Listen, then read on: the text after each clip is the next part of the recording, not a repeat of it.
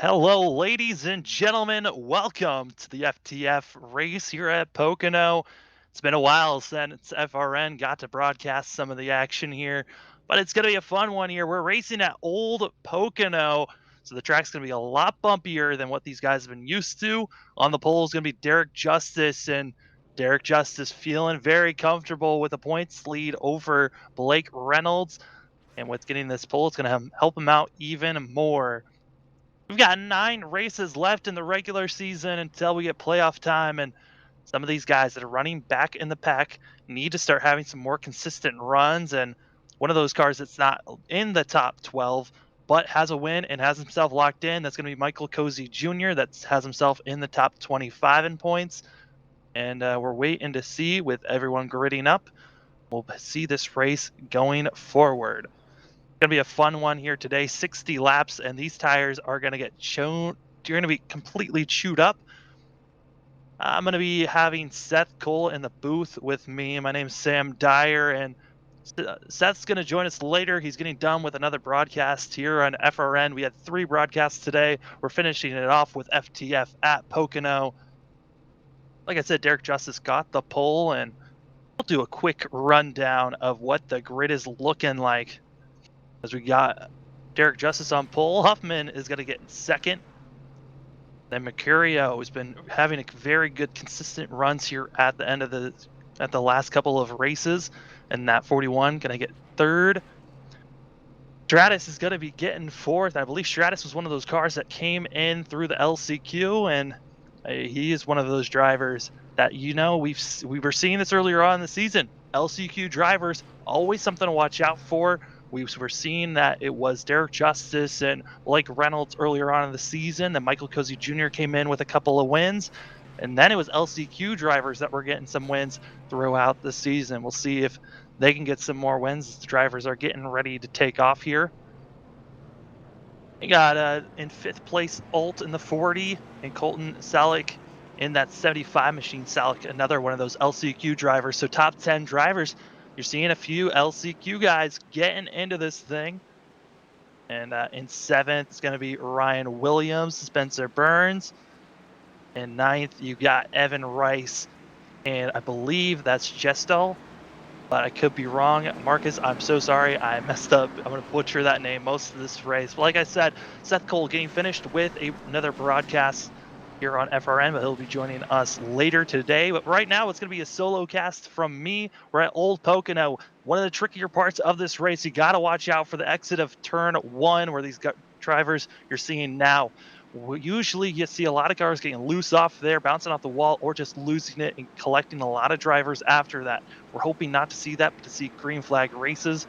And what these drivers possibly could be seeing is a lot of probably 2-stop racing today. Drivers coming in every 20 laps, getting their tires and fuel and getting it to the end. We might be seeing a few drivers trying the 1-stop strategy, coming at third and then coming in at lap 30 and just doing that 1-stop, splitting this thing in half. As you see, we're going through all of the drivers, and some of these guys in the middle of the pack, you're gonna have to worry about just surviving the first aspect of this race. As Justin Malello in 27th was the last driver to run a qualifying lap. Everyone back after that did not put down a lap time, but it's gonna be Derek Justice and Huffman, your top 2 here in qualifying. Pace car getting ready to pull off, and then we'll get underway here at Pocono.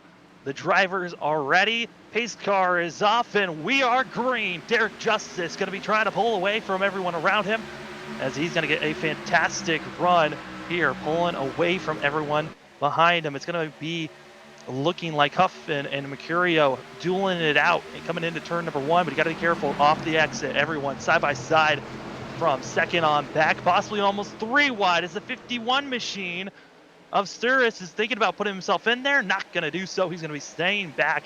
Everyone else looking pretty clean in the back-to-back, but it's looking like chaos around 26th position, as everyone is side by side, 3 wide. And in the middle of all of that, it's going to be Blake Reynolds, who did not get a good qualifying run. And it looks like someone's joined into the channel. I believe that's Seth Cole. And we're now looking at our leaders, and Derek Justice pulling away already has a 7 10th lead on everyone else. He's just pulled off like a rocket. No one else around him. All the battles from second on back, where we're seeing the 51 and the 83 really on top of one another. The drivers passing by the straight, going down the straightaway, and it's just Derek Justice pulling away in a cluster of cars. It is just mayhem going into turn number one. You got to be careful not to make any mistakes here. Like I said, we're on old Pocono. It's a lot bumpier here than it is on the newer Pocono scan that the drivers usually race on. But here in FTF, we thought we would give these drivers a little bit of a challenge, and they're doing quite well. Through the second lap, we're still green, and you've got to wonder what the tires are going to look like after 20 laps. Is that when we're going to see drivers come in, or is it going to continue on? As you're seeing the caution in the back, cars getting sideways. That's the 71, the 50, I believe that's the 85, and one of the cars just dead stopped in the middle there.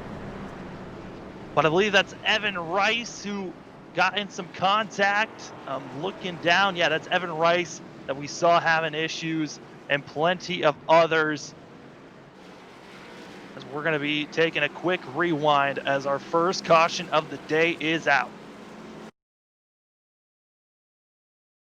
Gonna have a quick look here. Evan Rice in the middle of all that chaos, but it wasn't him that started it, I believe, I think actually it might have been. As you're seeing here on the replay, coming through turn number one, Evan Rice going to be getting a little bit of help from the 71 machine, and around he goes. The 72 is well involved, and plenty of others. We'll take a look from other perspectives, but that was a one heck of a ride. We're going to see the front bumper on this next replay of the 71 and see if he had any contact at all, but it just was a weird scenario. I think it was the 72 car that had the most issues. Try to get a look from his perspective after this replay.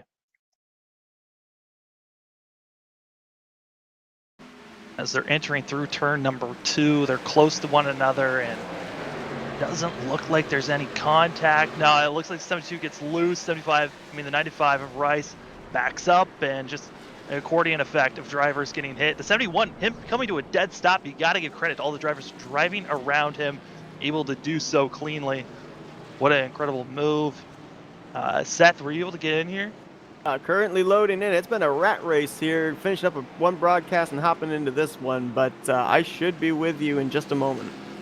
As we're seeing some drivers possibly thinking about coming into the pits. As I say that, everyone's actually staying out. So surprised to see some of these drivers staying out, but picking track position over pit stops, and it looks like Kevin McAdams is going to be one of the first cars coming in, as well as Jake Poulin and Michael Cozy Jr. and a couple of others thinking about pulling it into the pits, going for rubber instead of track position.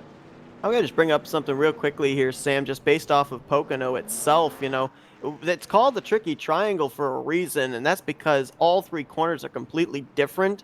Turn one's got 14 degrees of banking, modeled after Trenton Speedway. Turn two's only got 9 degrees of banking based off Indianapolis. And then turn three's got 6 degrees of banking based off of Milwaukee Mile. I mean, usually the drivers, the struggle they have is trying to build a setup that's able to run all three of those corners.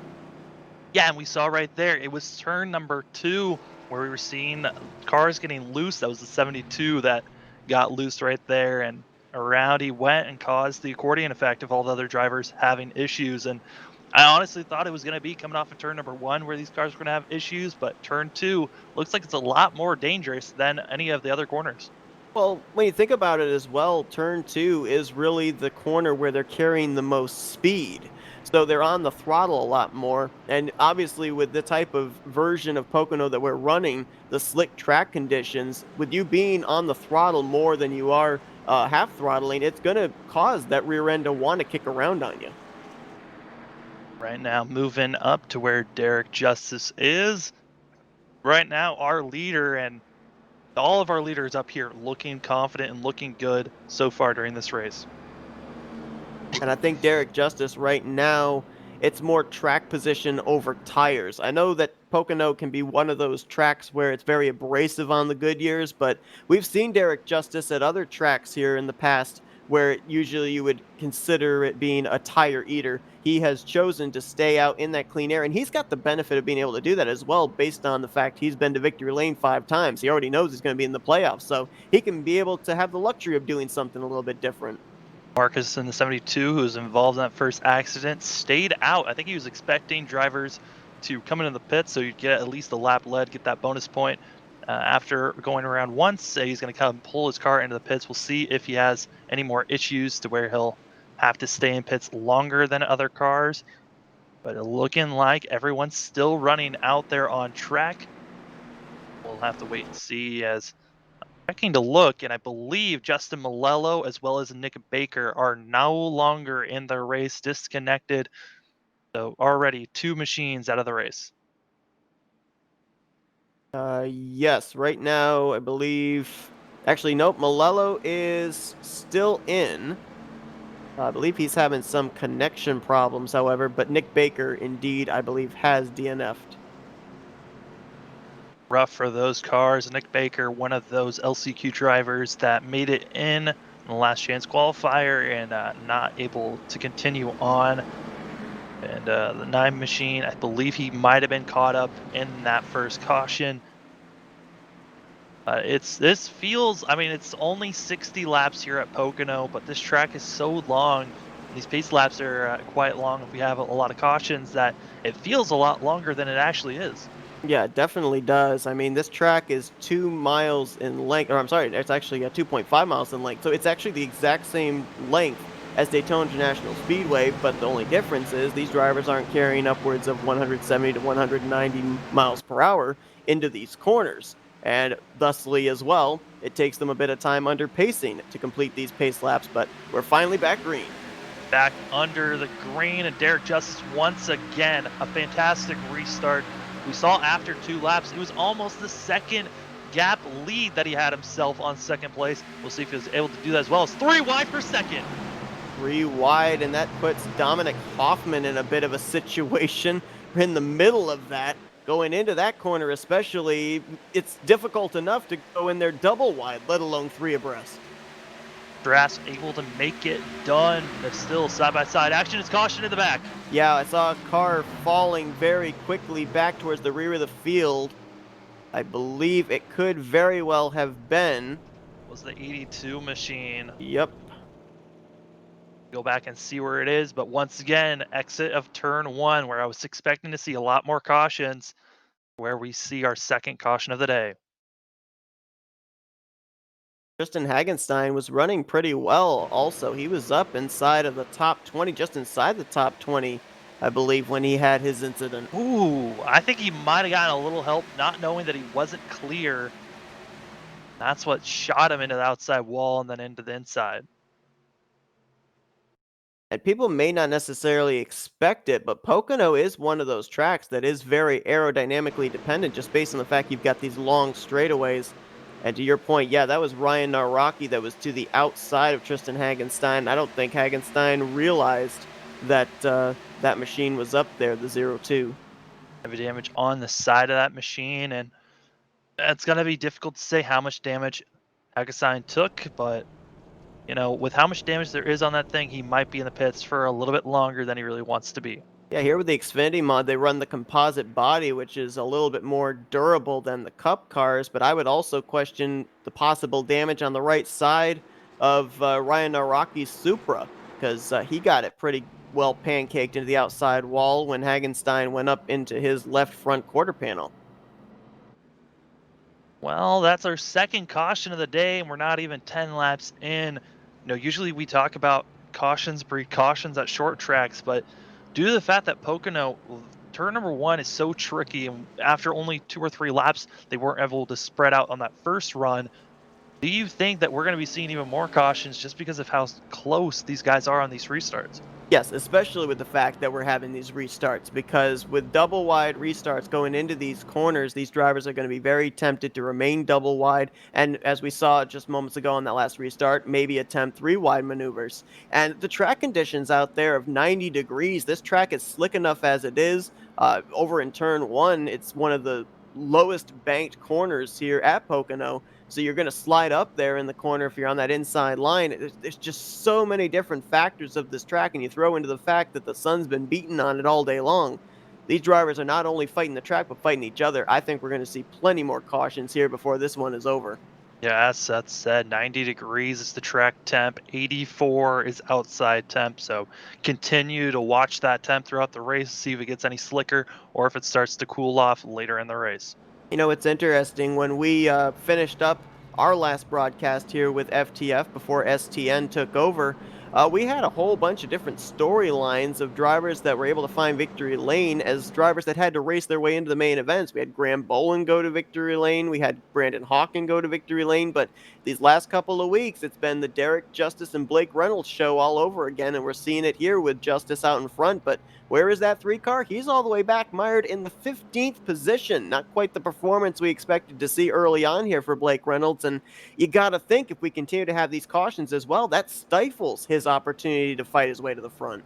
Yeah, I don't believe Blake Reynolds was able to qualify. I think that's why. I think you might be able to check and see, but Blake Reynolds did not have the qualifying session that he wanted to have.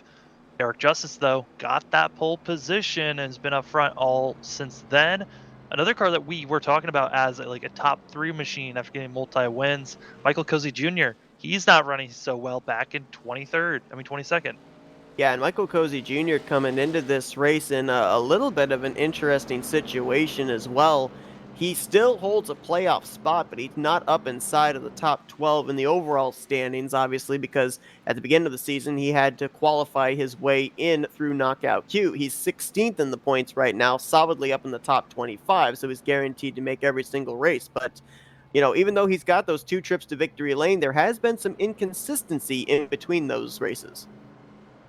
Well, looking at these drivers out here, most of these drivers have not come to the pits. The car that came to the pits first of all the cars still running would be Michael Cozy Jr., who is running 4 laps fresher tires than everyone else out there. So we'll see how much of a difference that will make as we go green. And also, with all these drivers, who's going to be the car to come in at the halfway marker, or will we see anyone come in at the 20-lap marker? Those are the two spots that we're expecting to see pits happen, just because it matters on how much the tire wear is on these cars compared to other times. Because I just feel like after watching and also racing at the old Pocono, the tires get chewed up so quick that you need to come into the pits either at lap 20, or if you're able to save your tires, then you're able to make it to the halfway marker. Yeah, I mean, when these guys go out there, even with fresh tires, by the time we complete 3 laps, it's as if those fresh tires never existed. It's just that abrasive, pretty much as well because of the fact of the speeds you carry into the corner and the lack of banking. So your rear end is the right rear especially is where all the pressure is being put on to have that car rotate through the center and let you be able to get the straightaway speed, whether it's going from turn 1 to turn 2 or 2 over to 3 or even onto the front straightaway. So to your point, just a super abrasive track on those tires. And so while I applaud Derek Justice keeping the track position here with these early yellows, he may find himself at a bit of a deficit when he eventually decides to pit. Drivers that have been pitting under these cautions may decide to stay out. Next thing you know, Justice finds himself back in traffic. I'm expecting these drivers to possibly come in if we see another quick caution, but as we're waiting, the pace car will pull off. Eric Justice has control, and it looks like he's waiting back a little bit longer than usual on these last 2 cautions, now taking off with at least a car gap. Now it's going to have Colton Selleck and Donovan Strauss battle it out for second place. And that's what Derek Justice wants, because if you're battling side by side, you're not really worrying about the approach to the corner in terms of speed. You're approaching it in terms of track position of the car you're battling, and that's going to allow Justice to start to open up the gap. Cars up front are able to get through, but you got to look at all the cars in the back. Were they able to get through turn 1? And they were. That is such a cluster of machines that need to get through turn 1 and able to do so. We are 3 wide, 2 rows deep back there with Michael Cozy Jr., Blake Reynolds, someone down there on the apron. I think that might have been Malello. 4 wide going into turn 2. Car in the wall. That's Keith Sherman. Not Keith Sherman. I'm sorry. That was actually Jake Poulin. He was able to save it though. Another car was in the grass. That was Jake Pullen, who was just continuing to run in the grass, able to get through. But you're just seeing with these restarts, everyone's so close to one another that they are just having to make any abrasive move as they can. And the big thing about Pocono as well is it is a momentum track as they're three wide again. Gary Watersworth, Keith Sherman, and I believe that was Philip Kraus passing both of them there down the front straightaway. There's situations where you can't lift when you're double wide or three wide, because if you do, you're going to lose 3, 4, 5 positions as a result.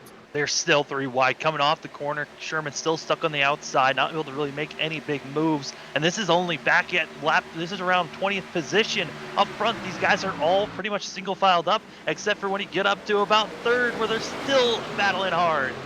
Got a car that just got down onto the grass. That was the 12 of Waterworth, and he got up into, I believe that was Kyle Lawrence short. Somehow they all kept it together as there was a lot of contact through the tunnel turn.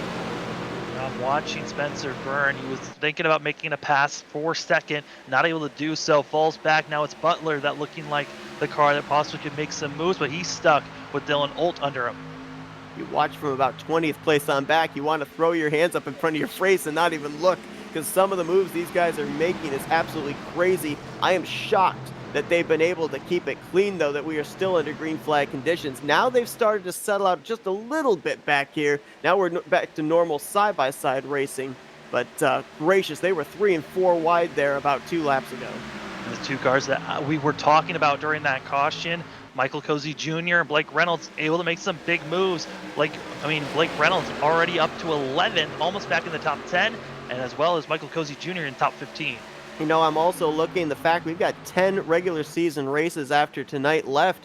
I'm looking at Brandon Hawken there in the 89 machine. He, of course, went to victory lane as a driver that had to race his way into the field back at Spa. He comes into this race currently 32nd in the points. More importantly, he is only about 55 points behind 25th in the standings cut line.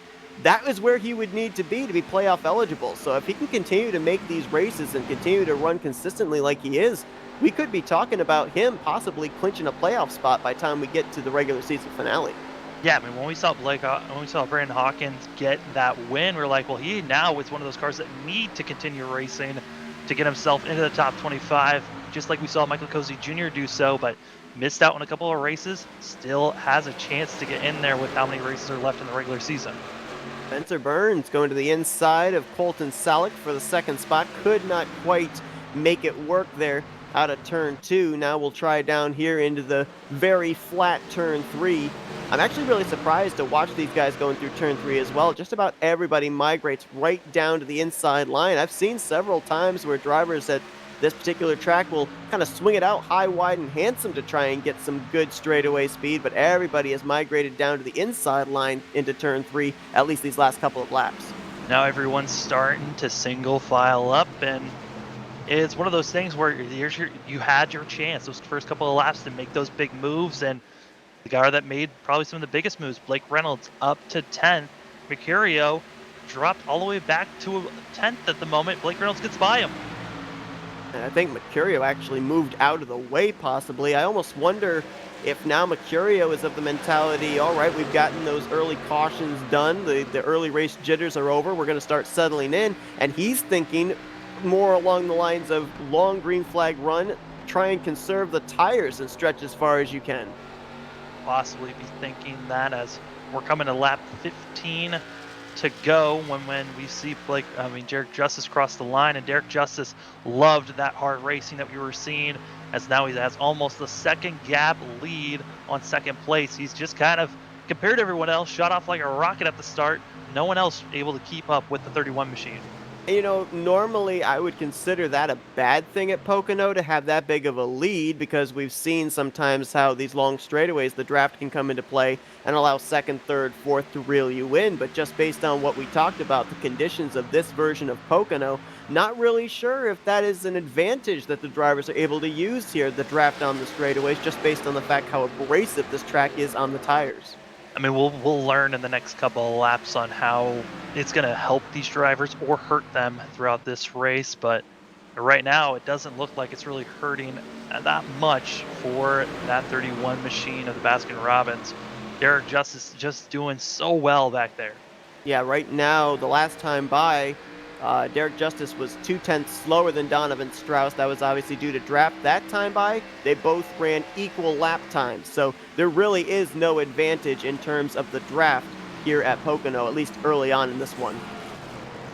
Looking at some passes that are being made, looks like Sean Butler being passed possibly. No, it looks like Sean Butler almost got passed by Mercurio, but Mercurio got a little loose there. Oh no, I take that back. That's Michael Cozy Jr. making these big passes. Cozy now looking to get by Mercurio. That would move him into the top 10. Michael Frisch, who's been very consistent this season, running just behind him as well in 12th place. And Cosmin Nishinoshu there in the 84 car as well. You know, he really struggled early portion of the season, but last couple of weeks he has put it together and comes into this race now currently holding a playoff position.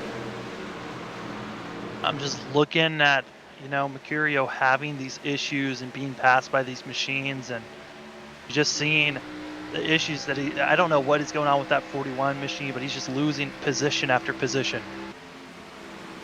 It's almost looking like to me either one of two things. Either he used up his stuff really early on there when we went back green, or else he is in save mode right now, trying to conserve his tires, trying to see if maybe he can get a lap led here, possibly over Derek Justice if we end up going into a round of green flag pit stops.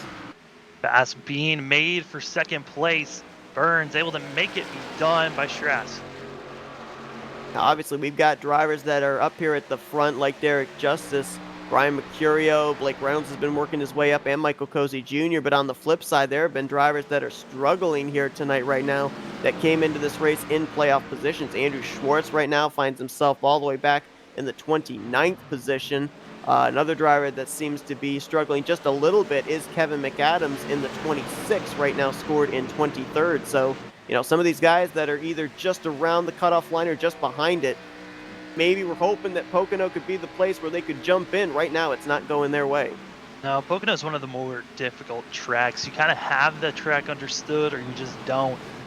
And for some drivers, it takes them a real long time to finally figure out this track, but a car that has it figured out, that's Derek Justice, who has a 1.2 second gap between himself and second place. He has gapped it by about 3/10 in the past 4 laps. Just to update as well, I believe 2 more drivers since we went back green have gone behind the wall. Chris Wetz in the 71, Vincent Furlong in the 97. So 40 cars still out there on the track.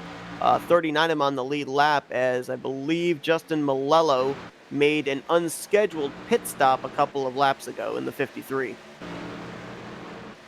Looking around, trying to figure out if there's anyone really making some big moves, and the only car that I see that is really close up front is is Blake Reynolds, who has made himself on up to 6 and possibly putting himself in the top 5. Yeah, he has been the car on the move since we went back green, restarted back around the 16th position, has passed 10 cars since then, now hounding for a spot inside of the top 5 of Dominic Hoffman in the 83. 4 cars behind him is going to be Michael Cozy Jr. That's up to 10th. So both these machines, cars we were talking about, being one of those top 3 cars that you have wins or multiple wins, and they are doing well today. I mean, they didn't have the best start, but able to cut their way through traffic. And as I'm looking back a little bit further in the field, another driver that has been steadily working his way up, not necessarily at the blistering pace of Blake Reynolds, but that's Philip Kraus in the 91. Kraus 14th in the points coming into this one, about 49 points behind the cut line.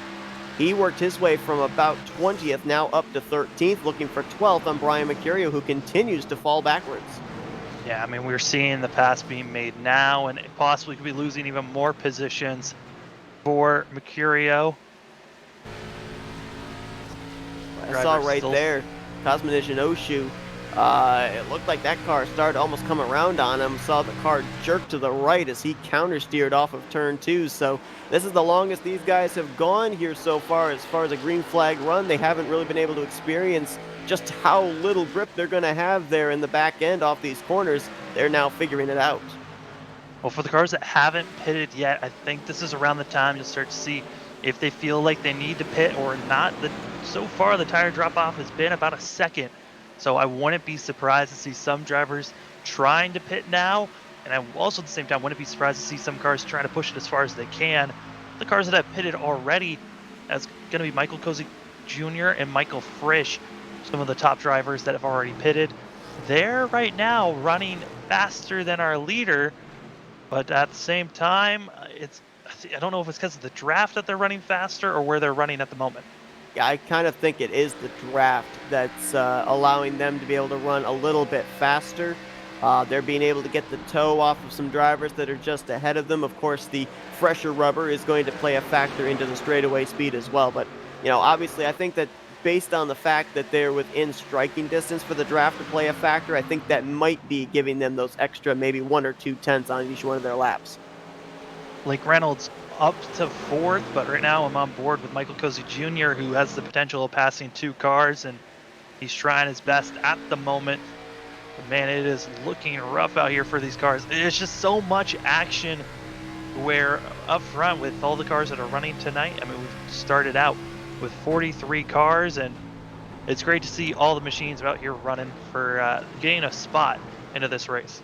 Absolutely, and also it's great to see that we've been able to go into a long green flag run here at Pocono. When we saw the two early cautions, kind of worried me that that might be setting the tone for what we were going to see for the entirety of this race, but they've been able to now settle in. Yes, it was hectic there on the restart before we got into this run, but they were able to all keep it straight, keep it green, Oh, and now it's settling into a nice green flag run, which a lot of times Pocono, when we come to it, it's a fuel strategy type race. We might be looking at that now.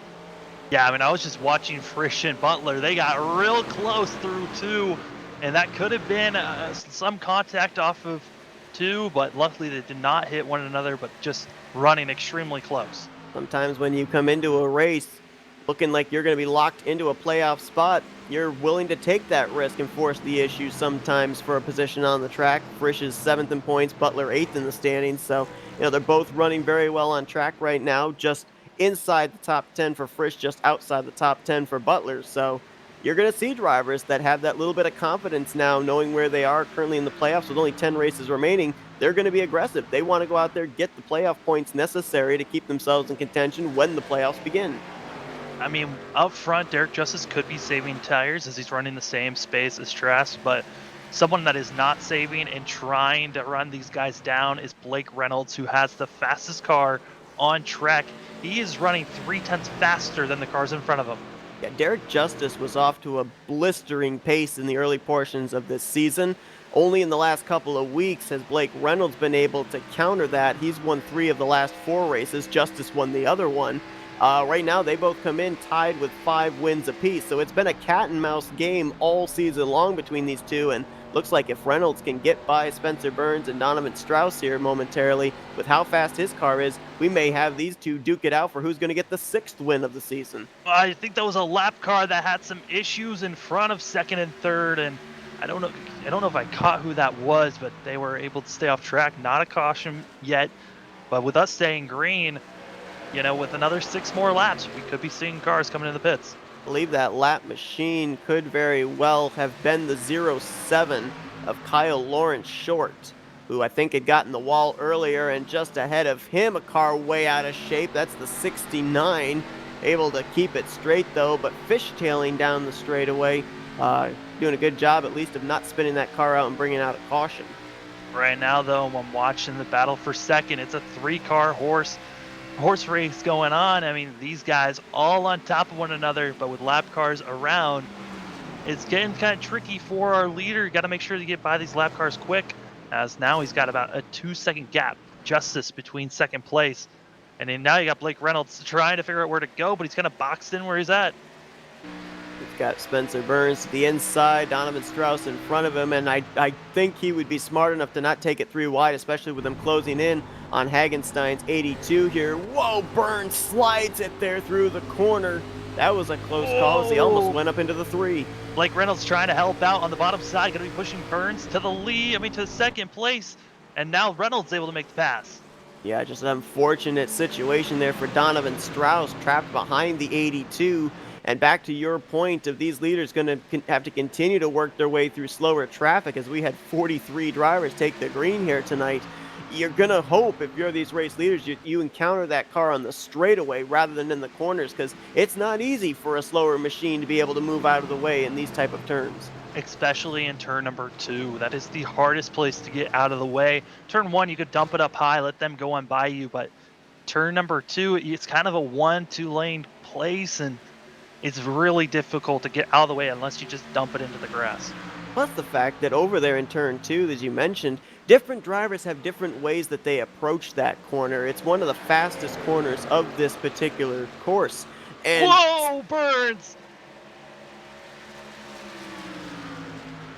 again, that car is awfully loosey goosey, especially there through one and two. But some drivers like to feather the throttle on entry and then mash the gas when they come off the corner, which I think is what was causing Burns to go sideways and Blake Reynolds Oh, sliding off of three. both Burns and Reynolds both got a little sideways there, but both of them able to save it and stay in the position that they're in. But Burns blinks out and caution in the back. Caution's going to come out, and I believe it was possibly the 30, or no, I'm sorry, the 39 of Arnold Columbia, I think, went around. A lot of damage to the rear end of his car. 39 of Arnold Columbia having some issues, bringing out our third caution of the day. We'll go back to see what brought out this caution. Actually, this might have been a bit of a fluke caution. I'm looking back. Columbia was just coming off pit road. He got into the gas when he exited past the commitment line, exiting pit road. Car almost went around on him. It went sideways, but never came up onto the racing surface. So I'm not really sure why a caution came out for that. Well, no, he was sideways on the racing surface. You can see on the line, there's like a dotted line, not a dotted line, but you see where it changes from asphalt to cement, and that line, when he crossed it sideways, deemed it as not safe entry, and that is going to bring out our third caution of the day. Wow. So what was settling in for a long green flag run and possibly a fuel strategy race, this is undoubtedly going to bring everybody to pit road. Doesn't matter what position you're running in, because these guys were out there from anywhere from 20 to 28 laps on this set of tires. Wait and see when they come into the pits, but yeah, it's going to bring most of the drivers in. There were a few that came into the pits and probably can just stay out. I mean, Columbia is one of those things. I mean, he just got done with his pit stop. He can stay out there. He looks like though he is a couple of laps down, so he can take at least a wave around, unless the admins deem that as he cannot do so because he was the cause of the caution. I'm not certain if he would do this strategy, but one guy who this caution may play into the favor of is the 47 of Warren Keith. He was on pit road about 9 laps ago, and with this caution coming out, he stayed on the lead lap. So he looks like maybe one of the few drivers that's still on the lead lap with fresher tires that maybe could be the race leader when we go back green if he decides to stay out. I don't know if my telemetry is wrong, but it says that he was only in the pits for 1.4 seconds, meaning that he could have slid and maybe misjudged his box, possibly when he came in, and maybe he wasn't able to take any tires or anything. Your telemetry is not incorrect. You are right on the money. It was a 1.4-second stop there. So I'll go back and see if I can find out what happened to the 47 that caused that issue as the leaders are heading for pit road. Leaders are coming in, and we'll watch these pit stops and also see if anyone decides to come in, anyone decides to stay out, I should say. I would be shocked, really, if anybody stays out here, especially with the fact that even someone like Kevin McAdams and Andrew Schwartz, who all came to pit road under the last caution, they've been out there for 20 circuits on the tires they are on right now. Well, I say that, and a car stayed out. I think Dylan Smith, one of the machines to stay out there, unless my something went. I think he might have had an issue on pit road or something. But right now, the one machine is out there on track and first. I could tell you that Pocono's pit road is not the easiest one. It's one of those pit roads where you don't have a lot of space between boxes, and with 43 cars all coming down, it's like rush hour traffic on a highway, and it's very possible for drivers to make mistakes, miss their pit boxes. Oh my goodness. Derek Justice had issues on pit road. He has lost the first place position coming out of the pit road. He's back to fourth at the moment. If Dylan Smith stays out there, which I'm expecting he probably will come back into the pits to actually take service this time. But right now, Spencer Byrne will get the lead, and then it will be Blake Reynolds and Derek Justice. Well, I mean, the good news, at least for Dylan Smith, if he indeed did not get into his pit stall or anything like that, he's going to get a bonus point for a lap led. He comes into this race outside of the cut line right now, 29th in the point standing. So right now, maybe trying to get that bonus point to get himself up there into the top 25 to ensure he's going to make all the races. By the way, I figured out the mystery with Warren Keith. He did come to pit road there under that green flag run, but he also was on pit road here under this caution. The reason the telemetry only scored him for 1.7 seconds in his pit stall was that was the amount of time he was actually on the screen in his pit stall. He actually warped out when he got into his pit box, so iRacing only scored him for the 1.7 seconds that it showed him in his pit stall. Well, I mean, you never know on these things, and thank you for checking for us, Seth. Yeah, I mean, sometimes telemetry freaks out on us, and some of these drivers, it was coming time to green flag pit stops for the guys that had not pitted, so that caution helps them out so they don't have to worry about having any issues or losing time on the pit stop. But Derek Justice lost that time back to third, but he's going to be on the inside. We'll see if that's where he wants to be.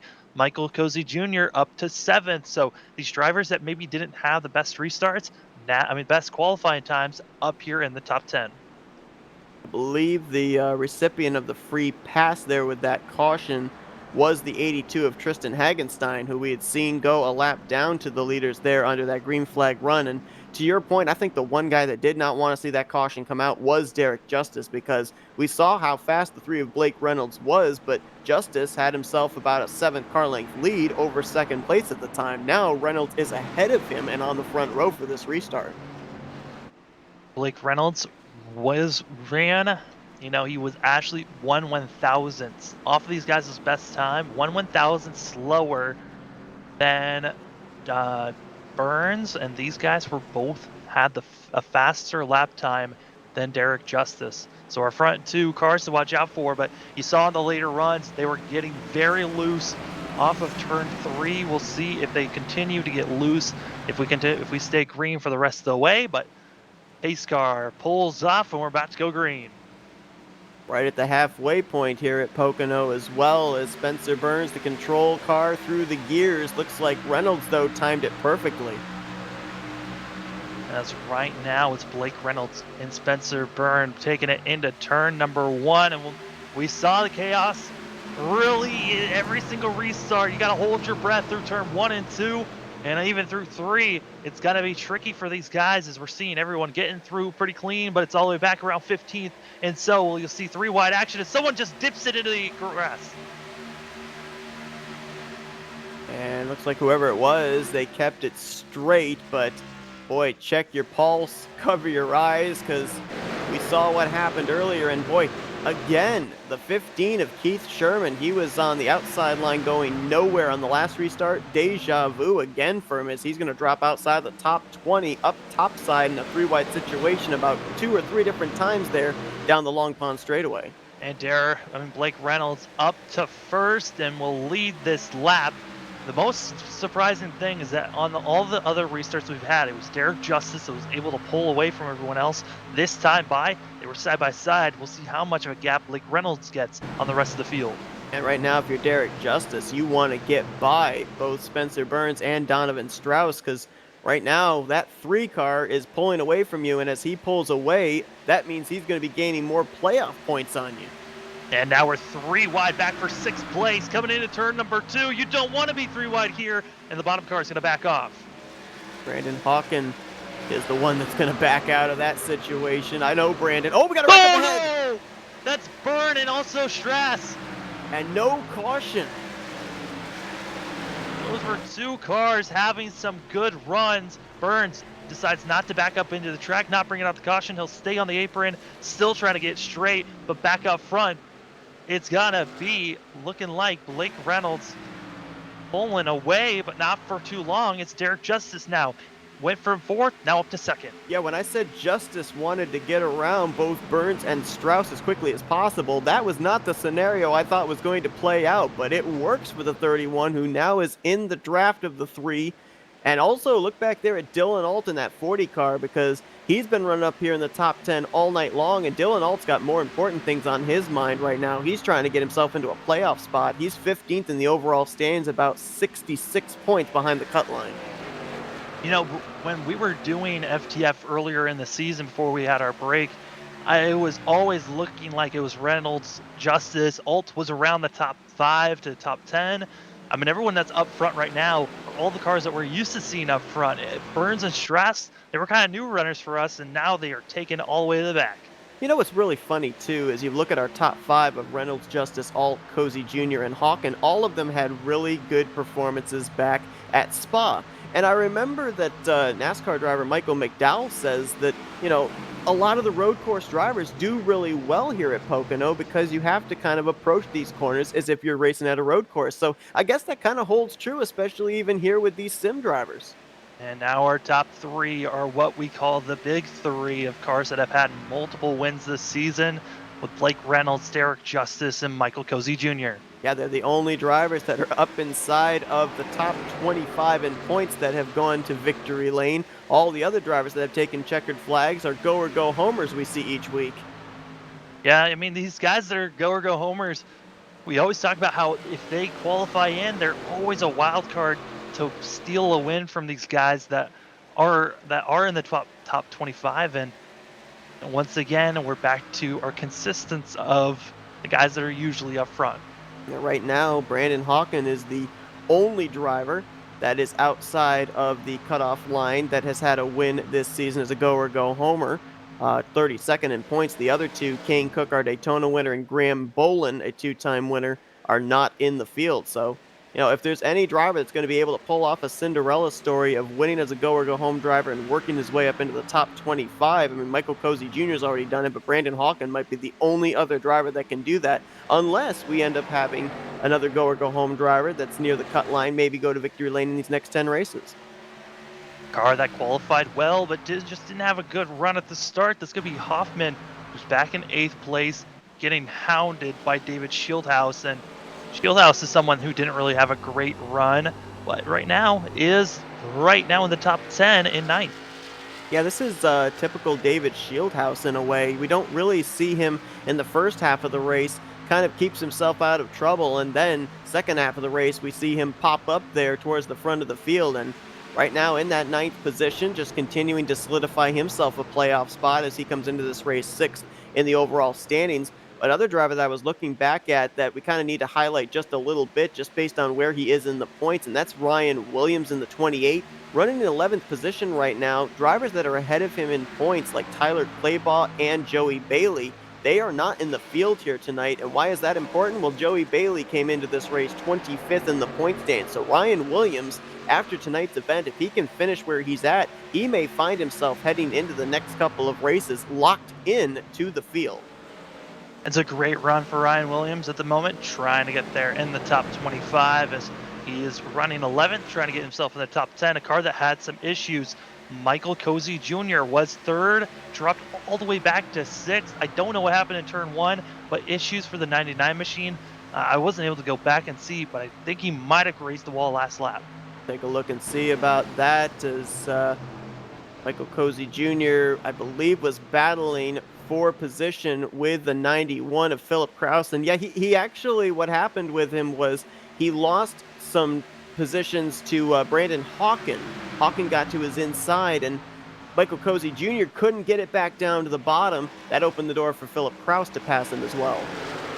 Dylan Old, Philip Kraus, and now Hawken in your top 5. And up front, it is a close battle where you got Blake Reynolds and Derek Justice on top of one another, and Derek Justice running about 2/10 faster. Like same song, second chorus. These two have duked it out week after week after week. Doesn't matter if it's a super speedway, a road course, a speedway like today, a mile and a half, 2 miles. These two have been up front, mono all season long, and they've got themselves tied with 5 wins apiece. They're looking for their 6th here. Question is, who's going to get it first? As Justice may have just gotten to the bumper there, literally, of Blake Reynolds through turn 1. Almost bumped into Reynolds, was Justice, but just running close enough, thinking about maybe possibly making a pass here in the next couple of corners, but corner number 2, Blake Reynolds able to run a lot lower, and I think he might be able to carry more speed, but getting extremely close to that wall. Now, this is interesting because we didn't get to see these drivers make green flag pit stops before we had that third yellow fly. When we went back green, we had 32 laps to go. We do know that Derek Justice and others were able to make it at least 28 laps on a tank of fuel when he and several others did not come to pit road under the first 2 cautions. So I would assume that we might be good to go on fuel here to the checkered flag, but if it's really close, it may be maybe half lap, maybe a lap difference. Yeah, hoping that we don't see a green-white checker. Blake Reynolds just looks like he has a better uh, car in the long run, and it's Justice has a better short-run car. And I think after these laps have been ran, Derek Justice might have used up all of his stuff trying to catch that 3 machine. Well, what's happening right now with Derek Justice is not only are the rear tires going away, but also he's running in the dirty air of that Coca-Cola Chevrolet. We call that aero push. So he's forced to try and take these corners in a different line, which may not be agreeing with the way his race car is set up. That's what's losing him some time. What he's got to basically do is stay in the draft of this 3, just fight that aero tightness, try and adjust that, because if he tries to take a higher line, especially through maybe turn 1 or turn 2, he may not only lose ground to Blake Reynolds, but may find himself spinning out off corner exit. The draft, though, I mean, yes, it is not helping entering these corners, but it's helping him stay with that 3 machine on the straightaways. With how long these straightaways are, you're seeing just a simple mistake by Blake Reynolds can help Justice get right back on the back bumper of that 3. And see, for Derek Justice, he's got the advantage right now because he's able to see what Blake Reynolds is doing, how he's approaching the corners, and he's able to gauge his strengths and weaknesses. Blake Reynolds is kind of at Derek Justice's mercy right now. Reynolds just has to run the corner the way he wants to. Looking back here around 5th position, Alt, Cozy, all these guys still extremely close to one another, thinking about making passes soon as Sean Butler right on the back bumper of Michael Cozy Jr. Yeah, Caution's out. And I believe it's Andy Margot in the 48. Hard to tell what vicinity of the track that is. As well as the 03 machine, and that was around, I think, corner number 2. Doesn't look like the 48 really hit much of anything. He's got some right front damage, but I think that was from an earlier incident. Looking at this thing, the 48 and the 03 going to get extremely close to one another. The 03 comes down. The 48 just completely took out the 03. That was a very odd accident, but the 48 looked like his brakes just did not work. He didn't slow down, used the 3 car as the brake there. Well, I mean, Pocono is not only abrasive on the tires, but it is abrasive on the brakes as well. And just looking at it here myself, yeah, sometimes you're not able to gauge the closing rate. As I said, some drivers approach turn 2 different than others. Looks like the 03 may have been feathering the throttle to get into the corner and drive it in deep. Meanwhile, Andy Margot was going to drive it in deep and try and let it ride off the corner. Unfortunately, both of them were in the same piece of real estate at the same time. 03 machine tried his best to continue on, and it's just a shame to see with that damage. Actually, really surprised too, with a lot of cars just behind that it was only a 2-car incident. Great job by everybody else to avoid it. And this makes it interesting now because these guys were out there for 12 laps on their tires. And if you're some of these race leaders like Reynolds and Justice, Philip Kraus, Dylan Alt, Brandon Hawken, what do you do? I mean, I'm expecting most of the guys up front to come into the pits as Derek Justice pulls it in. Blake Ren. Oh, he doesn't. Justice just pulled it back onto the track there. I don't think he hit the commitment line, but he just hit Philip Kraus, who didn't expect the 31 was going to fake and come back out onto the track. We're going to take a quick replay on that as we missed it on the camera. But yeah, the aggression from these guys trying to make these bold moves, hurting other cars in the long run and maybe even yourself. Wow, Justice. Ooh, Yeah, he got awfully close to getting near that commitment line. I don't think Cozy and Justice touched one another. They just both were noticed, oh gosh, we got to get out of each other's way. But that could have been very bad for both of them. Yeah, Philip Kraus fully expected that Justice was committed to pit road. did not expect the 31 was going to make that evasive turn back to the right, and that could have spelled disaster for both of those drivers because, as mentioned, Pocono very aerodynamic track, and if either one of them had sustained either right or left side damage, that could have really hurt them in terms of straightaway speed. Well, Michael Cozy Jr. is going to be the first car to hit pit road, and he's going to be exiting first as well, but he's going to be all the way back in 16th position. Eugene DeMax, his car looks like it's been through a wreck fest. Looks more like a late model than a race car right now. But 37th place is going to be the recipient of the free pass. This should put him to -1 as he was 2 laps down to the leaders under that last green flag run. Yeah, he does not have a front bumper, but still running out here, trying to have a good run, getting that lucky dog position. So of the drivers that pitted, as you mentioned, Michael Cozy Jr., he's going to be restarting all the way back in the 20th position. I kind of get the feeling, though, as we've now entered into the second half of this race and we're under 20 laps to go, we might start to see some of those late race yellows that we were talking about at the top of the show. I'm just really nervous for Michael Cozy Jr. because some of the cars that either he is going to be in front of him are cars that have been in the back way slower than what he's been running. He's got to be careful getting around these slower machines. And also with them having being on older tires, it's going to make them even slower now. So you got to be careful in that 99 machine. Of course, for Michael Cozy Jr., the good news is he's got those wins in the bank and right now solidly in the top 25 in the point standings, but he wants to be able to have this strategy work out for him to be able to continue to fight with these other two, Blake Reynolds and Derek Justice. We call them, rightly so, the big three coming into this one. And Michael Cozy Jr. hoping that maybe rolling the dice, doing a little bit different of a strategy from his other two competitors, that it may spell out him being able to fight his way up here to the front in these final 17 laps or so and pick up his third career win. Well, the drivers are getting ready to go, and I believe the pace car lights are off, so we'll be going this time by. Gonna be, I believe it's gonna be 17 laps to go in this thing. Still a lot of laps to be ran. I mean, it seems like, this is only a 60-lap race, but it takes a minute to get around one lap here.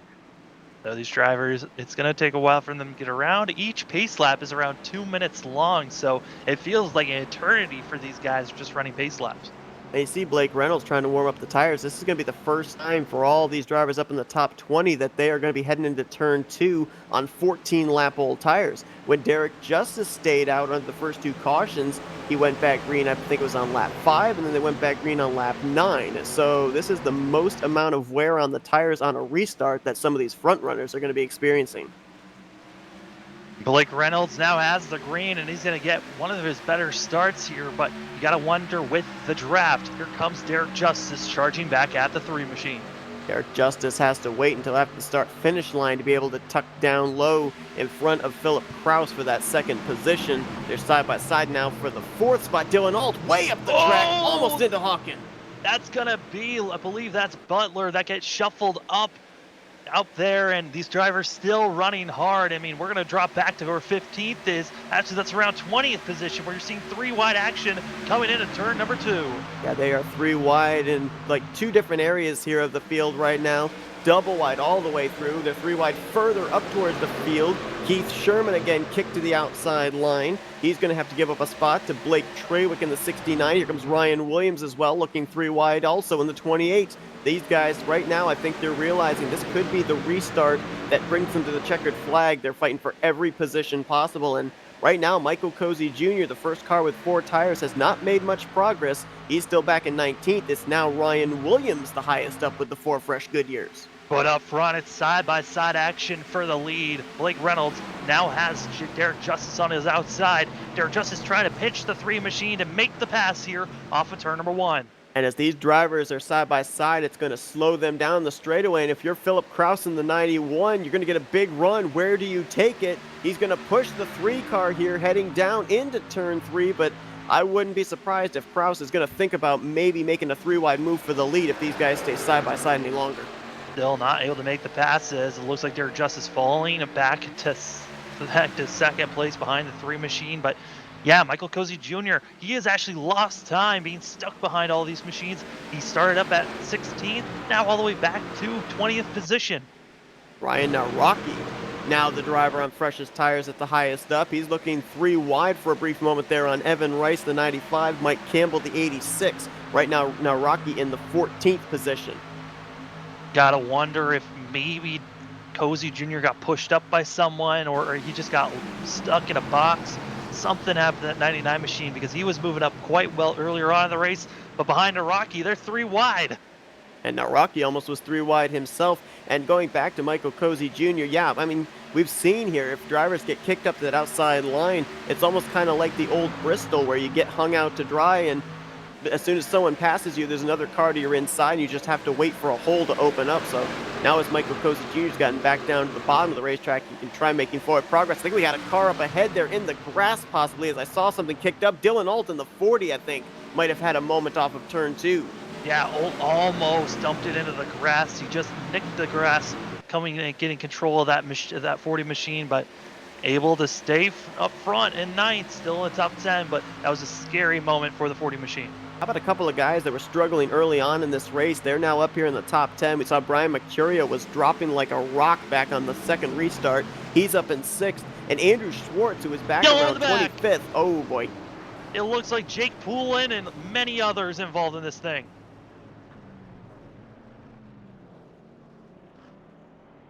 The 72 facing the wrong way of Marcus Geistel. Ooh, this one, it looks like it's going to be a rough accident to rewatch. They're entering turn number 1, and we'll see here. It's just these guys are bump drafting. It's near where Michael Cozy Jr. was. Drivers just got out of shape, it looks like. Ooh. I think the 72 machine just got into the 00. Did he Jake maybe Poulin. get a little bit of help from behind from the 99? It was hard to tell. Because that 72 just really jerked to the left all of a sudden. I'm going to try and see if I can get an aerial look here because Cozy Jr. was close to the back bumper of that 72 car. And we're putting ourselves in the chopper cam to get a better view of what's going on in this accident, and you're just going to see. Oh no! It looks like the 72 car comes down, makes contact with Jake Poulin, and around they went. Yeah, some net code involved in that, and I almost wonder too. We had the 72 uh, all over the back bumper of the 95. I'm almost wondering if those two might have hooked sheet metal, and that might have been what shot the 72 down the track. Not really certain, but some close quarter racing definitely led to that wreck. I don't know what happened to the '09 machine. I don't know if he got help, but he tried the outside line to avoid cars and ran right into the 72 machine. Heavy damage for the '09. We had a couple of other cars spin down into the grass as well. I think one of those might have been the 84.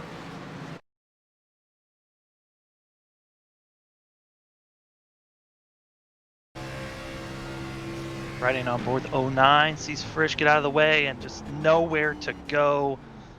Tried to whoa up, wasn't able to for the '09, but yeah, we'll take a look at some of those other cars that were in the grass trying to avoid this as well. Yeah, the one in the grass actually was not Cosman. It was actually the 086 of Rich Jameson. Car never actually spun, though, as he was able to keep that car straight.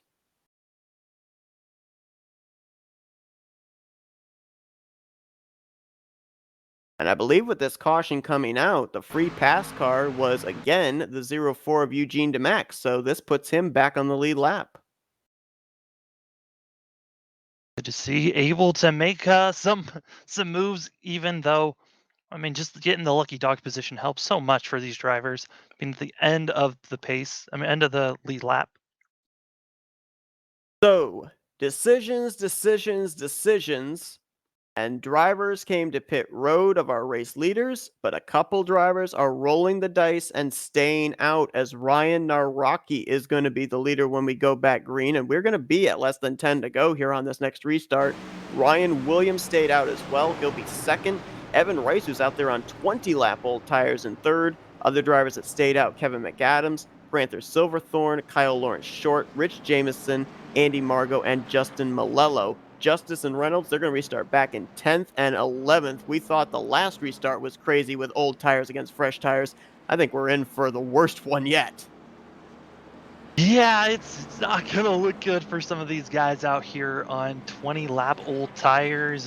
And that is a huge difference for these cars, and you got to kind of feel bad for Michael Cozy Jr., who was up there in the top six, top eight, two cautions ago, and then made a decision to come in for tires, and it just completely backfired on the 99 machine. He's all the way back here in the middle of the pack. I'm looking here at three of the top four that decided to stay out. We already talked about Ryan Williams. He's trying to get above the cut line of 25th in the standings to lock himself into future events. Ryan Naraki and Kevin McAdams are the first two drivers outside of the playoff grid. Naraki is 8 points back from 11th place in the standings. Shane Tyrion. Kevin McAdams right now is about 37 points behind Tyrion. So, I mean, both these drivers think right now what they're doing is they're trying to make sure that with this track position, they are going to keep themselves up there, possibly even be up inside of a playoff spot when we leave Pocono. Yeah, both of them are going to be trying their best to make it into the points. I mean, make it into the top 10. And I was talking to Therian almost a month ago now, when we haven't really seen that 38 racing much. I think it sounded like he was done for the season, possibly. So I don't know if the 38 machine is going to be running anymore. So that spot could be wide open for both these cars on whoever has the better run here. And another spot that could be wide open, at least for the moment, Kyle Riley not in the field tonight, and he was ninth in the playoff standing. So, after this race is over, depending on if this strategy works out for Naraki and McAdams, we could see them in, Riley and Tyrion out of the playoff grid when we head to next week's race. Well, for the guys that are on 8 lap old different tires compared to the other guys, I think they're in a much better position. So our top two, but man, Evan Rice as well as Malello are in some pretty difficult situations with those 20 lap old tires. Yeah, and here's the tough part. We talked about, slower lap machines when we were on that long green flag run, the difficulty for them getting out of the way. If you're Malello and you've got those fresh tires behind you with Justice and Reynolds, Shieldhouse, Kraus, I mean, how in the world do you find some way to get out of the way of them? I honestly don't know how Malello is going to do it, but he's just got to stay out there, hope that he gets a better spot than where he was running, which was further back in the positions. He might be hoping for another caution to come out, but the pace car rolls off. It's Ryan Naraki bringing us to the green, coming to 10 laps to go when he crosses the line. And there's your answer. We just saw Malello pull dead left, getting out of the way of everybody there in the 53. Didn't want to cause an issue, but you're seeing cars 5 wide possibly here in the middle, around 20th position, coming into turn number 1. It's about to get chaos up here. Boy, I'll tell you what, David Shieldhouse and his live stream must be having a great view, because he's in that 4 and 5 wide situation in the 20 car, following behind Brandon Hawk. And further up there, though, they are 4 wide down the Long Pond straightaway. Sean Butler, Dylan Alt in the middle.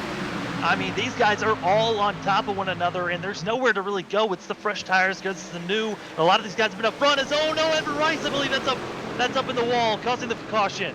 And that's going to collect a number of drivers. I think that the 58 of Michael Frisch may have gotten a piece of that. Other drivers involved, I think, were the 48 of Andy Margot. Evan Rice, who was running up front, looked like coming into turn number 2. Oh, net code with Derek Justice cost the 95 into the wall, and damage for a lot of machines up here.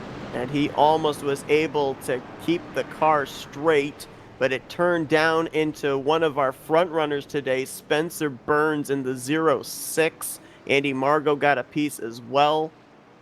There was another driver that got a significant hit, I believe. That might very well have been the... I believe that was Adam Codell that had some heavy damage in that as well. Also the 63 of Ryan Pendicio. Well, with that caution, it kind of, that took out so many good machines that were hoping for good days. Just the difference in speed and tires is really what affected that moment, and just netcode itself. And What could have been some decent days for some cars, now putting them behind the wall, possibly. Now, here's the good news and the bad news. The good news for guys like Naraki, Williams, and McAdams, this caution allows them to be able to stay in their positions for a couple of laps, not have to defend them. The bad news, Derek Justice was able to, even despite the contact we saw there with Evan Rice, has been able to work his way up to fourth place. So he is right on their back door here on this restart. And due to the fact that it was a net code accident, no damage to that 31 machine when it could have been a lot more if there actually was contact between himself and the other machine. Yeah, and this worked out perfectly for Derek Justice because the driver he was battling it out with there before we had that late race yellow that set us up here for these restarts, Blake Reynolds, he was in the middle boxed in with that 3 and 4 wide situation we saw back just outside of the top 10. He's back in the 12th position. He's still got a lot of cars to pass before he can get up there to Justice to duke it out for this win, arguably the two fastest cars of the day. And looking like some cars from about 27th on back came into the pits.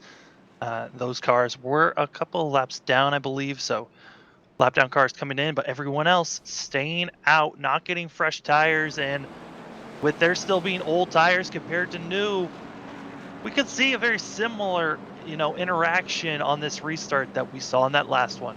Oh, no doubt. I mean, right now, if you look at our top six, the only driver with the fresh tires is Derek Justice. The other five are all drivers that stayed out under the last caution and here under this caution. So you've still got seventh on back with the fresh tires that are going to have to deal with drivers up here on old tires inside of the top five. And, obviously we're working our sixth caution of the day, but 43 drivers took the green to start this race. It looks like 38 are still running on the track, and Warren Keith in the 34th position just got the free pass. So incredible here with a lot of the big wrecks we've seen here, especially in the early and now the latter portions of this race, that so many cars are still out there on the racetrack. I mean, I was still impressed that we've only had 6 cautions. Yes, we're used to Pocono being kind of a wreck fest race with FRN watching these Pocono races. But I mean, 6 cautions. We got to see a little bit of a green flag run. Almost had green flag pit stops. Now it makes sense why we're seeing so many cautions. The aggressiveness is here. Cars trying to make some big moves. And I know Derek Justice, that wasn't him trying to wreck someone. That was mainly netcode, but the aggressiveness from that 31 car trying to get up front as fast as possible, you're seeing it from all different avenues. I mean, we were 5, 6 wide going into turn number 1 on that restart. It's going to be even dicier this time around. Absolutely. And for those that don't know, I'm going to relay this story here as we're getting the one to green signal. Flatout Racing Network, when Sam Dyer got his very first debut in the broadcast booth, it was here at this very track. And Sam was treated to 7 overtime cautions. So no doubt he had a little bit of apprehension coming into this race here, I would have to think. I mean, yeah, we started out with, I think it was the same exact distance as we are here, 60 laps. I think it ended with almost 82 laps during that broadcast. And, I've grown a lot since then as a broadcaster. And that was back in October when we did that race. And Gracious. that was when there were no limits in that league for green, white, checkered. I believe there are limits here in this league, so we will not be seeing 7 green, white, checkers and someone back in 30th win. But it's you never know. I mean, a big one could take out a lot of front runners if one mistake's made.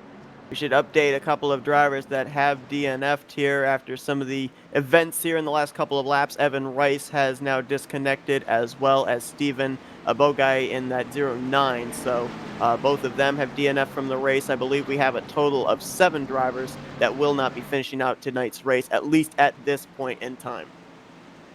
Well, it looks like we're about to go green. Man, Seth, it has been a long day for the FRN crew. We've done 3 races today. It's been a blast of watching racing, but it's almost coming to an end. When the pace car pulls off, there will be 6 laps to go here at Pocono. Been a little bit of everything. Super speedway racing at Talladega, road course racing at Sonoma, and now maybe a wild finish here tonight at the tricky triangle of Pocono, as Naraki and Ryan Williams, hoping that the Goodyear tires hold out for them here, as we've got 6 laps to go. Malello already pulling down. I don't know if he was able to do that, but a lot of cars making some bold moves for the cross the line, and it is already crazy from 5th on back. Like Ryan Williams is going to hold second for the moment as Derek Justice is forced to the outside line. Let's see if those fresh tires help him off of turn one to clear for second place. But Naraki got himself a great restart. We'll see if that might be the difference maker between him maybe holding off Justice for this win or not. Ryan Williams trying to hold off the 31 machine, someone who's trying to get in the top 25, and someone who is on top of the board in points. Derek Justice off of two, he's going to get it done. Now he's got Naraki in front of him. The new tires beating the old. Justice looks in his rearview mirror, does not see the red and white Chevrolet of Blake Reynolds. The car he's got to worry about is the 91 of Philip Kraus, who's on the same number lap of tires as Justice. Right now, Kraus is trapped behind Ryan Williams in the fourth position as we might have almost had a wreck there off of three, and we keep it straight as Hawken and Jameson, and now Jameson spins it. And there it Big hit. goes. Dylan That's Smith. Cosminus and Nushu, and someone's flipping back here. Huge wreck here, coming to the end. And we are going to get, I believe, an overtime green-white checkered because of this. Trying to figure out who that car was that flipped over, but man, that was a huge wreck on the front stretch. A lot of machines with looks like blown up engines. The flipping car was Dylan Smith, who was the one that took the hardest shot there when Jameson came back up the racetrack. We'll be trying to get a Gracious. camera view to see the action, but that was a very violent wreck coming to the end here, and we're trying to. I think when he hit Jameson, he then came up and launched off the back of, I think it was the 86 of Mike Campbell.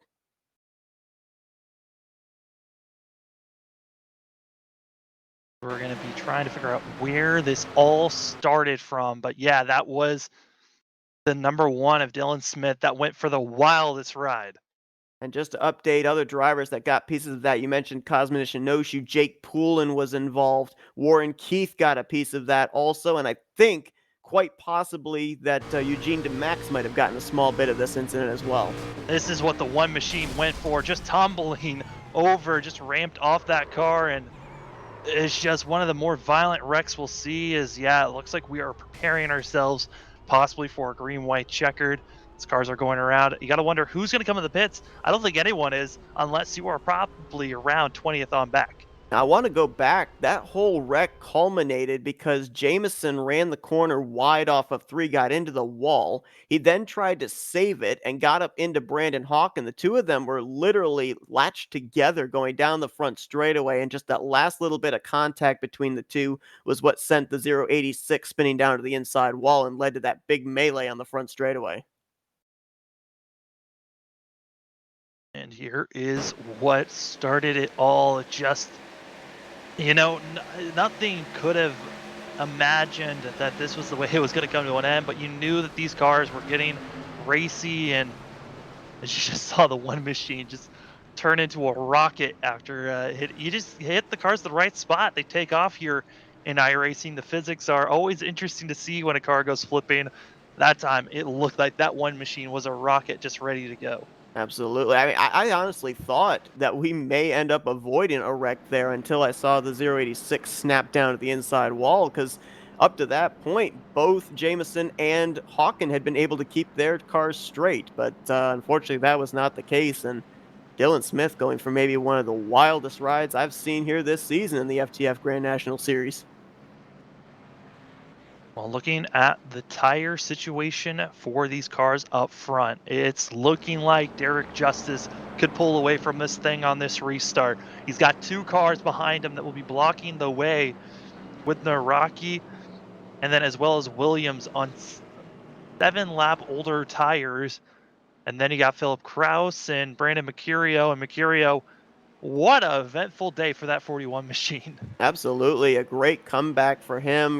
Maybe he was struggling early on in this race, or maybe he was being conservative. We may not be able to find out, but whatever it was, it's kept him out of trouble, kept his race car clean, and he's destined, at least for the moment, for a top five. But to your point, with where Naraki and Williams are going to line up here on this restart, it's going to box in Philip Kraus second on the outside line. It's going to box in Brian Mercurio, third car on the inside line. Justice right now, he's going to hope and pray that we're not going to have another overtime caution. He wants this to be one and done. We're waiting to see. I think the lights are still on, so We'll have to go one more time around, and then it will finally be a green-white checkered setting up for us, I believe. Well, would it? If the lights went out this time, we would have one more lap left in regulation. We may end up doing a one lap shootout. If we do a one-lap shootout, this is Derek Justice's race. Agreed. There's no one up here that's close enough with the way that everyone is set up. There's no way to make a pass here on these cars that will be blocking the track, unless we see Mercurio do a three-wide pass here at the restart, which we've seen him try the last two restarts that we've had here, and still possible. It is As possible, but in order for that to work, Ryan Williams would have to be on it here on this restart. and looking at it, overtime has been set. Yes, it has. So it will be a green white checkered. So FTF's got unlimited green white checkers. If these drivers do not get back to the white flag and the caution Oh comes out, we boy. have another attempt. Well, we've seen unlimited cautions before. It was back in October when it was in a different league, and with how aggressive these guys have been running, who knows how many overtimes we could What be do you want to seeing. do, Sam? You want to do an under over on 7? On 7 overtimes, I would say under. I don't think we're going to be making it 7. I don't think anyone's going to break that record. We almost ran out of time during that one. Yes, we did. Oh my goodness, I'd forgotten about that. Yeah, I think we finished that session with maybe about 45 seconds to spare. It was a minute or like 30 seconds left. It was so close. We were like, I don't know. I mean, they were close to wrecking again, and us almost having to have another green white checkered, which would have ended under caution Well, because of you time bring running that out. up. I'm just looking right now at the race session ticker that we've got. We've got this one green white checkered. Right now, we are at about 3 minutes as far as the time available for these drivers. So let's hope it doesn't go any higher than maybe 2 or 3. And we'll have to wait and see on these drivers. But yeah, time is always something to watch out for these drivers out here. And green white checkered, our first attempt at it. We'll see how many attempts we need to carry this on. But cars are stacked up. Pace car getting ready to pull off. Let's see how many of these green white checkers we need, but it's going to be Derek Justice pulling away at the start. Boy, did he ever. He's going to open it up at least by maybe 2, 3 car lengths by the time they get to the start-finish line here. And they're already 3 wide and more coming into turn number 1. You got to watch out for all the action around 10th on back, as they are 3 wide, 4 wide, and almost 5 wide back here. Well, Brian Mercurio didn't make the 3 wide move, but Sean Butler did. He puts Williams in the middle, now Rocky way up on the top side, but as all this goes on, Derek Justice continues to pull away. Philip Kraus almost wrecked there in the middle of the pack. Mercurio going to be the one who's going to be making some moves on the inside, trying to put himself into a top 5 position. And then he also got Blake Reynolds back here, but no one with clean tires is close enough to get to Derek Justice as we're coming off of turn number 2, coming into 3. It's going to be Sean Butler with the cleanest tires, but is he fast enough to run down the 31? And can we make it back to the white as we're 3 wide in 3 different portions of the field right now? Looks like we very well might. I am in shock. The white flag in the air for Derek Justice. Derek Justice feeling good as he crosses the line to start the white flag. I don't think anyone is close to that machine, but doesn't mean we can't see cars wrecking in the back. Yeah, if we have a wreck here in the middle of the pack at the rear of the field, doesn't matter. We're going to be racing back to the checkered flag nonetheless, as Derek Justice enjoying a 0.6 of a second lead over Sean Butler. He's just got to hit 2 more corners perfectly. Back here, you're seeing all the action being made, and Williams trying to hold off any other people to get a podium finish, which is heavily needed. But Gracious, Michael Cozy Jr. nearly just wrecked. Another car got the wall off of turn 2. I think that was Ryan Williams. But coming off of turn number 3, it's going to be Derek Justice feeling great as that 31 machine, the Baskin Robbins car, one of the fastest machines all day, is going to get it done here at Pocono. And now throws down the gauntlet to Blake Reynolds, because Justice is the first one to 6 wins on the season, as they were 3 wide, 4 wide, crossing the line here mid-pack. And they're all wrecking coming across the line. So many cars wrecking out there, but it's going to be Derek Justice getting the win. Sean Butler is going to be second, and Dylan Olt making a quick move out there, pushing Williams all the way down to 5th. Yeah, very impressive here for some of those guys, including Brian Mercurio, to be able to cut their way through those drivers that were out there on older tires. Obviously, not that much of a battle for the win, but a heck of a battle there, a three-way battle for that second spot on the final lap. And man, Derek Justice got in the right place at the right time and almost had a 1 second gap lead after only running 2 laps. It just shows the power of the 31 machine. Only Blake Reynolds was really the car that could keep up with him, but he was stuck back in sixth. And it seems like these are the type of tracks that Derek Justice thrives at. These lower grip, abrasive tire type tracks. I mean, a lot of his other wins have been at those type of racetracks. He ended up winning back at Atlanta. He ended up winning back at Auto Club. So he really likes it when the grip is at a low. That's a fantastic win for the 31 machine as he's going to prepare himself to burn those tires down. Whatever tires may be left on that 31 car. Well, Got to give as I mean, yeah, I mean, you got to give credit to all these guys out here and gonna throw up the results now as Derek Justice starts burning it down. Yeah, the strategy I think definitely worked out for Ryan Williams in the 28. No, he didn't win this race, but he was destined with where he was running back on the last long green flag run around 13th, 14th place, a net gain of about 8 positions here with that strategy call. And that could very well, as stated earlier, put him into the top 25 in points.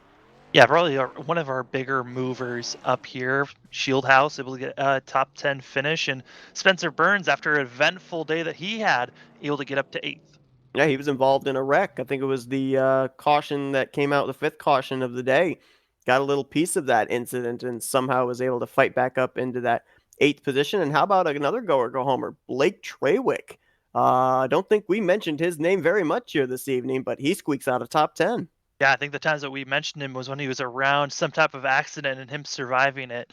So good for him. And then in 11th place, you've got Andrew Schwartz, and that was an eventful day for Schwartz, who was back around 30th position at one point, made himself all the way up to 11th. Yeah, he was maybe one of the guys that had to make his way through all of those wrecks. That car looked like it was pretty clean, so tremendous wreck avoidance today and reaps the rewards of an 11th place run. I think Philip Kraus, one of those cars, as well as Michael Cozy Jr., as you're seeing 11th through 20th.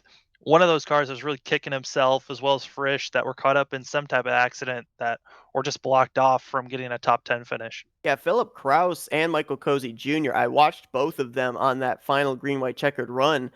Philip Kraus got boxed in behind, I think it was Ryan Williams, may have brushed the wall off of one, lost momentum and lost positions as a result. Michael Cozy Jr. got forced to the outside, the extreme outside line of turn three on that final lap, was taken three wide and drifted all the way back to 18th. And then 21st through 30th, I mean, Justin Malello, 21st. I mean, that car not looking like it was going to have a great day, but with some bold pit stop moves, puts himself at least up to 21st when I thought that car was maybe a top 35 machine. Yeah, some other guys down there as well that maybe were not going to get great runs, but the cautions put them back on the lead lap. Eugene DeMax there finishes 23rd and Warren Keith 24th. They were both lap down machines back around the halfway point of this race. And the car that started our lap down machines is going to be Jake Poulin, one lap down, and Arnold Columbia in 31st. And the rest of the machines, cars that did not have the days that they really wanted, being caught up in late accidents or early ones throughout the day. Yeah, and of course, the driver that took the wild ride there, Dylan Smith, in the one machine, was trying to also get himself up into the top 25 in points. Disappointing run here tonight for him, as he was looking like where he was positioned at the time of getting involved in that wreck. He could very well have moved his way up into the top 25 in points based on drivers that did not make starts here this evening. I mean, when Stratus and Byrne got together, Stratus and Byrne up there in the top three, and Byrne was able to continue on, but Stratus was not, back in 39th position where that car finished off. Then here is our final three cars that really just had awful days from the start. But now we're going to be bringing in some interviews, and Seth, hand that off to you. Yeah, we'll start things off here with our third place finisher, Dylan Alt. Hey, Dylan, it's Sam and Seth up here in the Flatout Racing Network studios. You got us? Yep. My goodness, I mean, what an eventful race from the front of the field all the way to the rear of the field. And, some drivers were the ones making the moves. Some of the drivers were the ones having moves made on them. You were one of the ones charging up there to the front. How crazy were those restarts? They were insane. I was having a lot of fun because I don't like this track at all. I have a lot of fun on these restarts. Just the long run, I don't really have that much fun. But yeah, there's these like short runs, and yeah, I was having a lot of fun. But I forgot what I was gonna say. Yeah, it was just yeah, just fun, I guess. We talk about the fact that Pocono's called the tricky triangle, 3 turns, 3 different configurations. How difficult is it to keep track of which corner you're approaching? Uh, I don't know. I haven't done a lot of laps here. Like I've never done an official race here, but it's just I feel like I need to be a little more consistent, and a lot of other like official races are helping me to be consistent, and so that I'm putting all that skill and putting it on this track to be better. Yeah, I mean, yeah, Dylan. I mean, consistency is something key. I know you haven't ran a lot of laps here, but we're running on the older Pocono circuit instead of the most recent one. How is the difference between the two tracks? I've raced on the old one longer or like more often than I did the new one. Like the new one, it's with the new Cup Car package, and I don't run the new Cup Car package, so I don't have that much experience on the new track. That's why I like that they went to the old track because I have a little more experience with the bumpier. So yeah, I don't know. Dylan, I brought up a point that NASCAR driver Michael McDowell says the drivers that do really well on the road courses seem to do really well here. We know that you had a great run back at Spa. Did you feel in any way that these corners are similar to a road course? Yeah, I feel like you have to baby into the corner and then have a really good runoff. And yeah, I did a lot of Sonoma this week. I've gained like a 450 I rating, but yeah, it's like it actually is kind of similar to a road course, which is weird. Well, obviously, you weren't knowing what to expect coming to this race, but a third place run, unbelievable result for you here. And I'm just looking at the point stands as well, and that this could put you up in the conversation heading to Chicagoland next week, maybe up inside of a playoff spot. We're going to let you do some shout outs now. Shout out to SBG and battling with Sean the whole entire race. So yeah, thank you, That's Dylan Alt. He brings it home P3 here tonight at Pocono. Congrats on a great run. Good luck next week at Chicagoland. thank you. And as Dylan mentioned, he was battling tooth and nail with Sean Butler there in those final 10, 15 laps. And we've got our second place driver here. Sean, it's Sam and Seth up here in the Flatout Racing Network studios. You got us? Yes, sir. How you guys doing? Oh, we're doing great. And boy, I think we've checked our heart monitors quite a bit during this race, just with the chaotic restarts we saw, 3 and 4 wide all the way through the field. Couple of points, you were in the middle of those. I mean, as a driver in the cockpit, how does it feel? Well, I mean, I was looking as left and right as much as iRacing lets me in that situation. So I'm just glad I was able to make it through. But yeah, those restarts are pretty insane, especially the last one. Me and Derek were just talking about it while you guys had Dylan down here. But yeah, just thankful to get through all those guys and was able to find my way to the bottom on the last one to get by Ryan and all them to sneak in the second. So not a win, but I'm definitely happy with still a podium. So Yeah, we were wondering who the driver was going to be on the fresh tires to take it 3 wide going to turn one. You ended up being that driver. When you cleared for second place, were you hoping maybe for a caution to come out to be able to go one on one with Derek there on another green white checkered restart? part of me was thinking about it, but like at the same time, I just want to end up with a good finish in this, get some solid points. And I'm in the back of my mind, you got to think, if we get another caution, there's still a chance of someone taking me 3 wide if I get a bad restart and end up wrecking. So I would have liked to have a shot at Derek, but at the same time, I can't be mad at a second place finish. So either way, I just want to finish top three at least, and I was able to do that today, thankfully. Yeah, Sean, I mean, we saw you had a great finish at the end, but during the middle of the race, it seemed like you were getting pushed up every once in a while by someone. Mentally, how does that feel getting shoved up and then having to keep the mental fortitude to continue trying to push forward on these guys? Yes, Sam, it was interesting. Me and Dylan Alt, who you're just talking to, like I mentioned, we kind of had a running gag as we were like by each other the entire race and just like racing each other hard. So I kept saying, Dylan, just find it in your heart to give me some space and give me some breathing room for once. But I was struggling a good portion, probably the first half of the race, I would say. But in the second half, I was kind of able to figure out, where my lanes were, what I was able to do, and I was eventually able to play the pit strategy right, I would assume, and to find my way through the pack and ultimately end up where I finished. So, like I said, all in all, just happy with my drive back through the field and not getting tangled up in any messes. Well, yeah, I mean, Sean, obviously this is your fourth top five of the season. You already were in a playoff spot coming into this race, so this continues to solidify you into a spot in the postseason. And we're gonna let you do some shout outs. Awesome. Yeah, but I just want to shout you guys out too, man. Every time we do one of these races and I watch these races back, you guys do a fantastic job. So just want to shout out you guys for doing a great job up here. Total Advantage Motorsports, for everybody on that team. Landon Huffman, our boss there. So shout out to everybody on that team. Everyone in the Discord are at, Kevin McAdams for keeping us cool tonight. The amount of times he got wrecked, and pretty much everyone in the league. Everyone is pretty cool, calm, collected in these leagues, and especially this one, good competition. And just want to thank everybody involved in the league for putting on these things every week. So I can't say enough about them.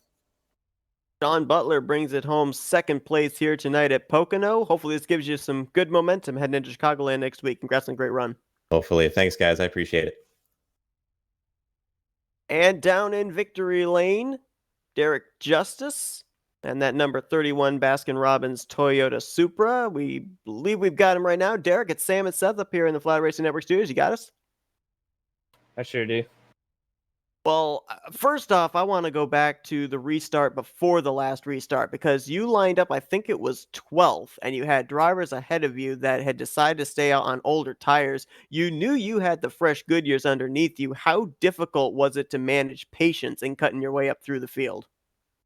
I knew to try to get spots on a restart was key because in about 2 or 3 laps, the tires were trying to equal out, and then people that pitted earlier than we did. Sorry, will have like 5 laps older tires, so I knew it wasn't that big of a deal. So I just had to take advantage on the restart, and I made a little mistake in going in a tunnel turn there on lap 51. Took out Evan Rice there. Didn't mean to do that. It's just it was a little bit unpredictable. Like it was not predictable, and I just kind of netcoded and ruined his race. So sorry to Evan Rice there. Well, it's not very often that a fake out trying to pretend you're coming to pit road fakes out the commentators, but you certainly did that to us. But then after that, it was you and Blake Reynolds duking it out for the race lead. I mean, how did you feel your car compared to his? I don't know. It's just I think me and Blake just have 2 very different driving styles on how we attack the corners, and I think my driving style today at this racetrack with the setup that we had suited my style more than his. So I felt like that I was better than him. Same with Michigan last week. It's just I had to start in the back, and unfortunately we didn't get a yellow when I needed one. But I think it just suited my style better than Blake's, and I was just I told myself if I'm gonna get around Blake, I got either try to get him on the outside or get him off pit road if we get another yellow, and that's what happened. Yeah, Derek, I mean, you seem like you were the fastest car out there, but what was the difference compared to this Pocono, of the older Pocono, and the most recent Pocono scan that we have iRacing right now? Obviously, it's this Pocono is way more bumpy. It has more character, has more options compared to Pocono we have now. Like I said, I haven't ran this Pocono since 2013 when I was just went to iRacing just to try it out for 3 months, and I haven't touched it ever since. So it was a, it was a, it was a, I don't know. It's different than the Pocono we have now. You just gotta be easy and be smooth because if you try to be aggressive inside the tires, it's just not going to work. Well, Derek, I mean, it's really been fun to watch you and Blake Reynolds kind of duking it out and going back and forth, back and forth. The two you came in tied with 5 wins. Now you take the lead with 6 wins. You guys continue to rack up the playoff points, and it's going to be fun to continue on here in the regular season watching you two kind of have your own little personal battle there. But we're going to let you do some shout-outs now. Yeah, shout out to first and foremost you guys putting this broadcast on. You always put on a very, very professional broadcast with the limitations that you all have. And shout out to, of course, my Roto Pro team, No Sports Racing. They do an excellent job with the hard work they do for me for Roto Pro. Shout out to Buck Kicker and Bass Robbins and Toyota, and of course my Twitch chat. They're very, very supportive. And shout out to everybody who's watching the YouTube. That's Derek Justice. He picks up his 6th checkered flag of the season here tonight at Pocono Raceway. Congrats on a great run, and wish you luck next week at Chicagoland. All right, thanks, Seth. Well, I mean, that was top to bottom, probably one of the best Pocono races we could have asked for. I mean, we got to see a little bit of a green flag run there, and then the amazing restarts and accidents at the end. Seth, what was your final thoughts on the race? I'll tell you what, I mean, I can honestly tell you that this race did not meet the expectations that I had coming into this race, just based on the fact we had alluded to, the last time that we came to this configuration of Pocono, we had a lot of cautions, a lot of them under overtime. To see that long green flag run of about 20 laps really gave me a lot of encouragement. And I was amazed to see these guys taking it 3 and 4 wide all the way through the field and being able to make it work. So it was a real pleasant surprise for me. Unbelievable racing. My heart was in my throat so many times in this event. And also great to see your typical Pocono type race where you've got drivers that stay out on strategy against the newer tires, see how those two things either equal or unbalance each other. It was just a typical Pocono race and really was a lot of fun to watch. Yeah, and overall, just shows the skills of these drivers that we get to watch here. I mean, FTF, they've always put on a great show, and another one was put on today. Seth, where's the next time we're going to be seeing these FTF guys? Yeah, next time we're going to be seeing them is actually going to be a 4th of July special. We're going to be taking it to Lucas Oil Raceway Park for some good old 4th of July short track racing. And of course, that's going to be taking place on Independence Day. So it's going to be a very fun race to watch with these guys and all the action we are excited to see. Well, for myself, Seth and I, it's been a long day, but man, I'm happy it's over. We got to see some great racing, both with super speedway racing, some road course stuff, and finishing it out here at Pocono. An overall great day. Yeah, I echo every syllable. Well, we'll see you guys in the next one. See you guys later.